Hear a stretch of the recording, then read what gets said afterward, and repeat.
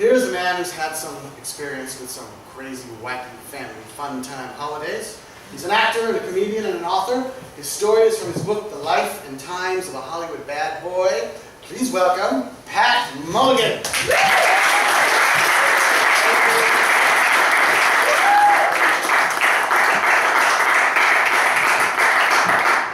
Just to tie into our last performer's fabulous dissertation, my last name is Mulligan, so me and golf.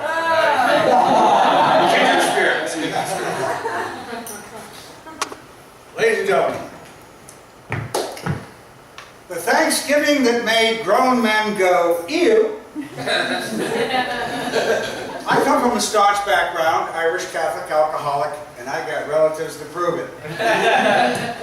Thanksgiving, circa 1955, Syracuse, New York. It was one of the few times that my old man was home for the holidays, which is just as well if he weren't. He'd get drunk and do crappy things like getting in a fist fight with the Christmas tree. And stay there. Yeah. Dad was usually in the slammer for assorted felonies, arson, extortion, parole violations. Well, he was home for this big family holiday, so what the hell. Also at this family event were my immediate family, of course, which included 5 of my brothers and sisters with 1 on the way. Assuredly, when Dad was home from jail, Mom would soon become pregnant, and by then he'd conveniently get sent back for some drunken episode. Well, Mom was pregnant, which meant that soon the old man would be on sabbatical. I refer to my mother as Phyllis, and I'm happy to say that Phyllis is still with us today at age 87. At the time, she was a drunk as well. Beer pressure, I guess.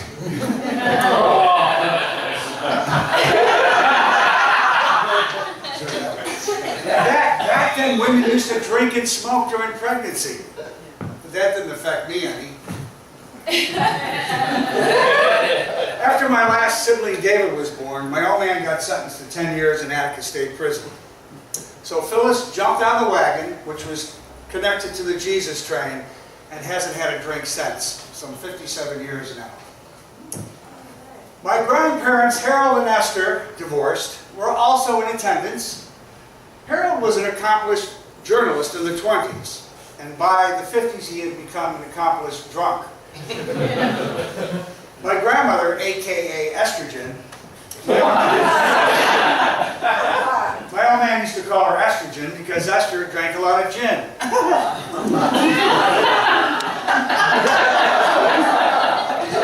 She was kind of a nasty drunk, but funny when sober. That would be in the morning. But I must say that Esther was there for my mom when the old man was gone. My brothers and sisters were all quite young. I was the oldest of 7, weighing in at age 10.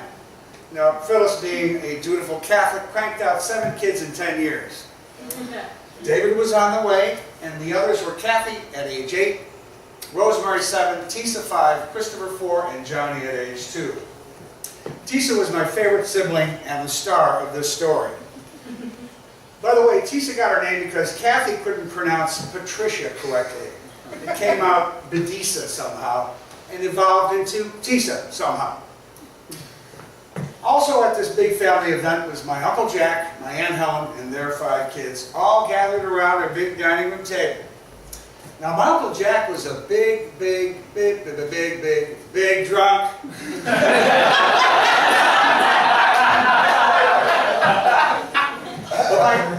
His drunkenness had some panache. He would often expound on the science of drinking. He once said, if you want to be a successful drunk, you gotta eat. You gotta drink, but you gotta eat. And my Aunt Helen was no stranger to booze either. And as for my cousins, we all grew up to be great drinking buddies.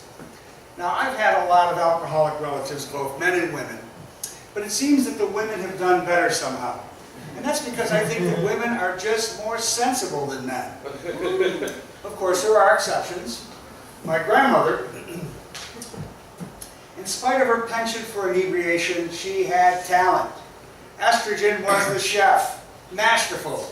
especially if she prepared early. If she got into the sauce, she became mess cook. Today she waited. Okay, so all of us kids were starting to get hungry. My mom and my aunt were setting up the table, and we had all this stuff. Stuffed dates, stuffed celery, nuts, olives, pickles, cranberry sauce, sweet potatoes, mashed potatoes, gravy, applesauce, apple butter, and the Jell-O.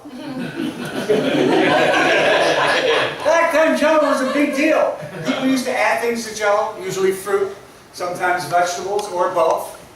Phyllis was in charge of the Jell-O, and she put everything in the Jell-O.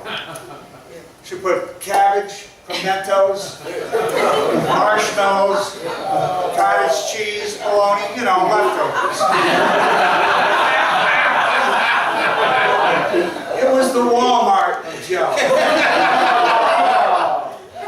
Okay, so we're all waiting at the table for the piece de resistance, the turkey. You could smell the turkey and the dressing and the vegetables.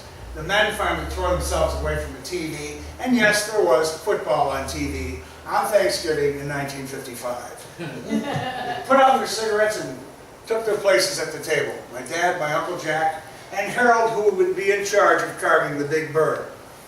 My grandmother came out of the kitchen with this huge turkey and set it in the middle of the table. She then took her seat while my grandfather started to say grace. He no sooner got out, bless us, O Lord, when my baby sister Tisa threw up. I mean up. She puked upwards. And it was like an arc from her mouth to the turkey. And it hit the turkey right smack dab in the middle of the bird. And the vomit time was lengthy. One long hurl. The arc du puke. Her puke splattered from the turkey onto some of the other goodies on the table.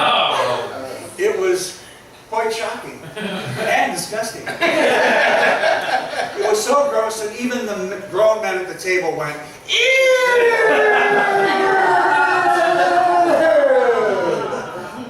Now, ew is a sound that young teenage girls make when they're grossed out. The men went teenage girls on us. It was pathetic.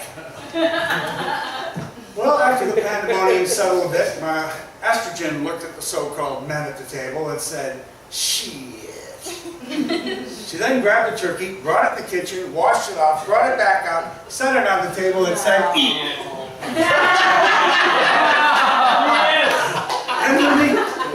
In the meantime, my mom and my aunt cleaned up the table and replaced the items that were splattered on it. Yeah, I know.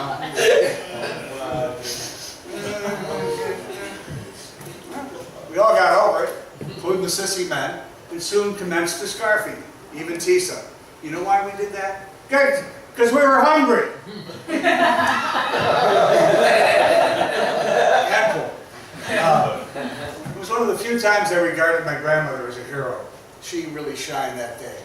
But not for long. Later on, she got sloppy drunk. Not a pretty sight. Now, I don't mind a drunk, but the sloppy ones give us cool drunks a bad name.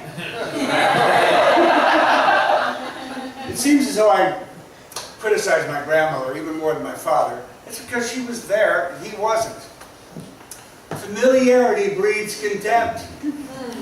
Now, in spite of my family's impediments, we were all pretty close.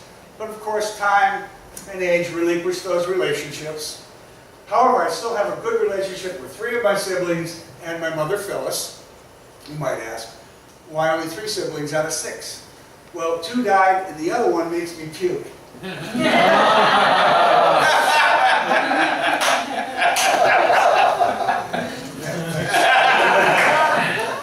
Ironically, we're having a big family reunion in about 3 weeks at my sister Tisa's camp, which will include lots of relatives. And of course, most of us adults still like our cocktails, so I'm sure it will be quite merry. And when it comes dinner time, I hope that Tisa's tummy is settled and there's nothing turkey.